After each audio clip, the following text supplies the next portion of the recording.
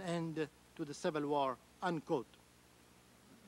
The article continues, Mr. President, and I quote, "For years, Pakistan's involvement in the Afghan conflict has been managed by an assortment of civilian and military agencies that have often worked at cross purposes.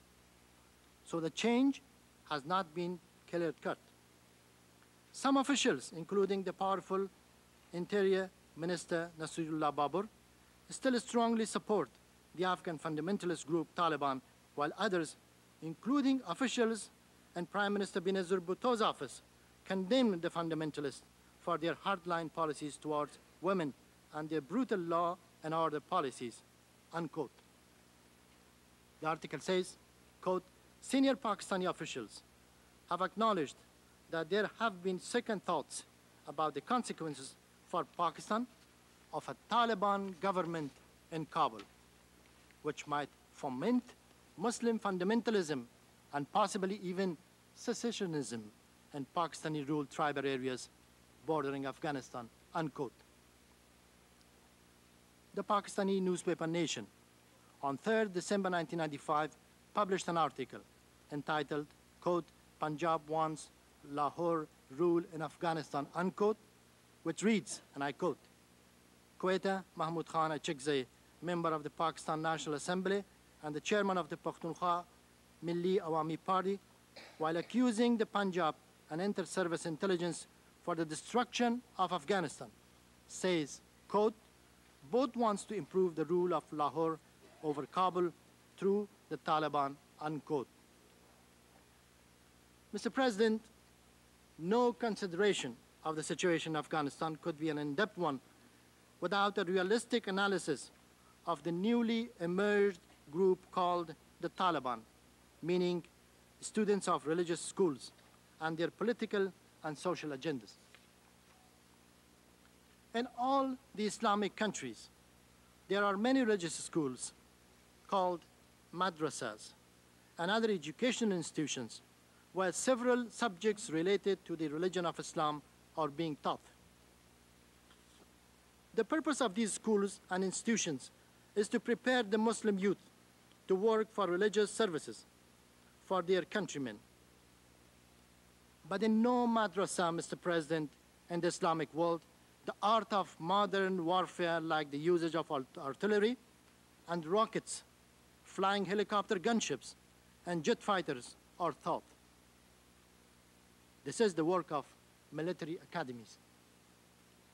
Mr. President, the Taliban claim that they want to implement, quote, the Islamic teachings, unquote. Unfortunately, their conception of the Islamic precepts is far from the genuine principles of Islam. They believe that cutting off one hand and one foot of a man or woman just accused of being a thief is imperative without adequate investigation or proof and without the right of the accused to be defended in a fair trial. They do not want to recognize that the application of these punitive norms called had in the genuine Islamic jurisprudence requires appropriate and strict conditions to be met. The main and the most dangerous precept of the Taliban is to forbid girls and women to come out of their houses. According to the Taliban, going to school for a female is un-Islamic. Women teachers are ordered to refrain from teaching in schools. Many of these female instructors were also teaching in boys' primary schools. That is why even many boys' primary schools are closed under Taliban rule because of the absence of female teachers. Women are not allowed to work anywhere outside their homes. Herat, one of the famous cities of Islam since the 2nd century of Hijrah, and where schools for girls existed during long centuries. Also, other towns in the province of Kandahar, Nimroz, and Farah are now deprived of women's education. These cities are condemned by the Taliban rule to maintain their female population in darkness and ignorance, and even be deprived of Islamic knowledge taught in women's schools throughout Afghanistan. As the young girls are to be wives and mothers, they would not be able to provide an adequate Islamic teaching to their children in the framework of their families. And that is a very important concept in an Islamic society. This obviously leads an Islamic society to degradation and cultural downfall. The Taliban, however, do not understand these facts and claim to monopolize the absolute truth and righteousness of Islam. Christian Amanpour of the CNN reported on 3rd April 1995 from Herat that a group of armed Taliban breaking into the house of Herat province, smashing tape recorders and VCRs, arguing that religion forbids them. According to the report, armed Taliban in the streets of Herat stop vehicles searching for stereos. Sometimes TV owners are seen in the streets having their smashed TVs and cassettes hanging on their neck. This act was phrased as TV execution. The TV reports also covers the scene of protest, as many as 30 veiled Afghan women on a street demanding the opening of the girls' schools. In the wake of these extreme attitudes, the United Nations Children's Fund and also many non-governmental organizations lately have discontinued their operation in areas under the military occupation of the Taliban. Mr. President, the attention of the Council is hereby drawn to the fact that, contrary to the negative and ruthless conduct of the Taliban towards human rights, especially of women, the situation is completely different in the areas under the administration of the government. This has been reported by Special Rapporteur of the Commission on Human Rights for Afghanistan, document A/50/1995. In these areas, women are actively participating in the political, social, and economic life of the country. There are 383 women officers in the Afghan army, ranking from lieutenant general to captains and pilots. Many women diplomats in the foreign service with co-education at university levels. Mr. President, distinguished members of the Council, it is my sad duty to draw the Council's attention to a rising catastrophe threatening our region and beyond. The cultivation, processing, and trafficking of narcotics in Afghanistan, which is dreadfully widening with the rule of the Taliban and have taken dangerous dimensions.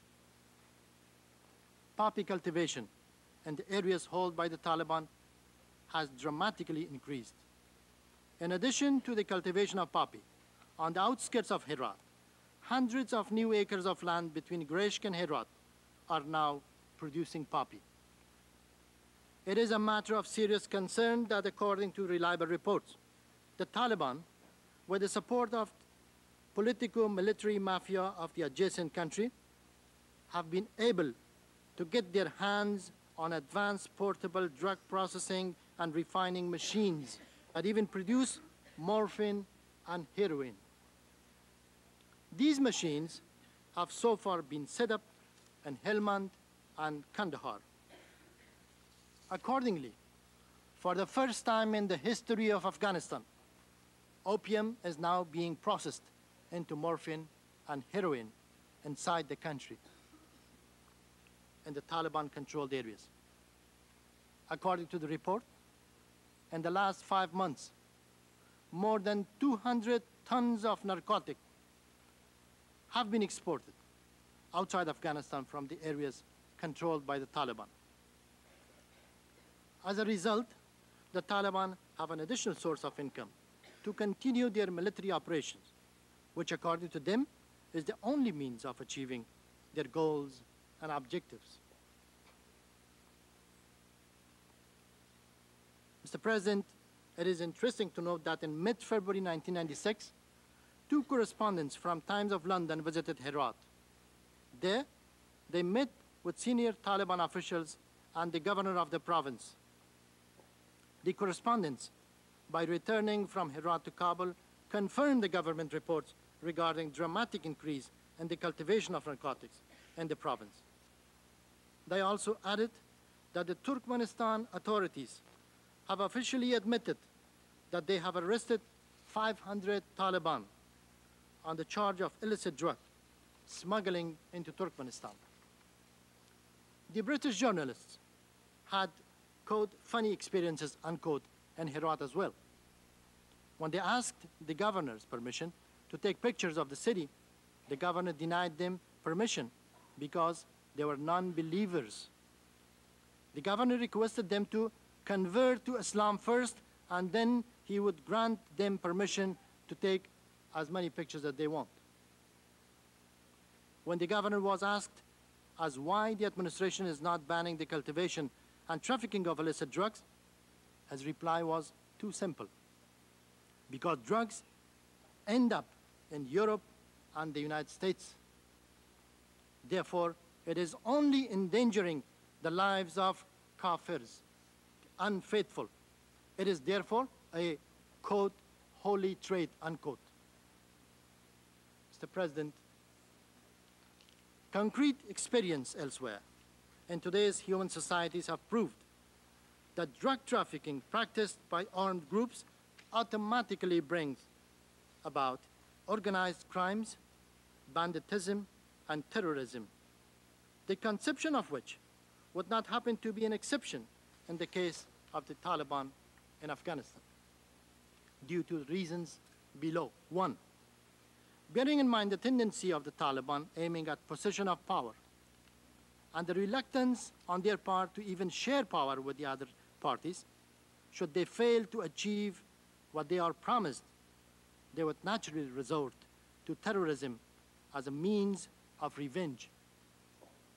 Two, currently the Taliban are in a series of close contacts with some of the fundamentalist groups, such as Sipahi Sahaba in Pakistan, who are inclined to practice armed hostilities against other sects. Three, the position of military bases, together with operational fields inside Afghanistan, would further provide them the chance of expansion in the whole region and even beyond.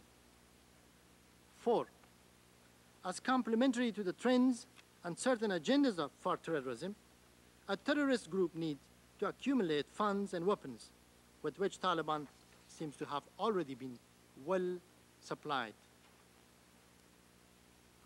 Mr. President, the promoters of the Taliban, both close and far linked, unequivocally thought deploying this group would secure them a permanent influence in Afghanistan.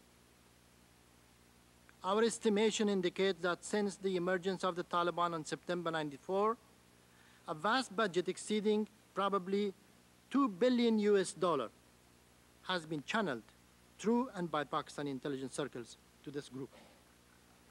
Consequently, they managed to ensure a tyrannical military presence in a number of provinces of Afghanistan, while hatred and resentment of civilian people against their uncivilized and retrograde practices have been on the rise. With the lapse of time, the real nature of Taliban and their links with foreign quarters became known to our countrymen.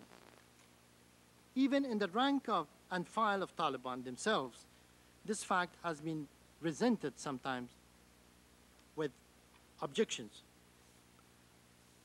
The disclosure of the facts caused discontent and centrifugal trends among the Taliban, who are patriots and who had participated with bona fide in the actions of these retrograde mercenaries. Mr. President, distinguished members of the Council, let me now turn to the ongoing peace process in Afghanistan and the contribution of the United Nations Special Mission to it. The people and government of Afghanistan are thankful to His Excellency Boutros Boutros Ghali, Secretary General of the United Nations, and the head of the Special Mission His Excellency Ambassador Mahmoud Misteri, and his colleagues for their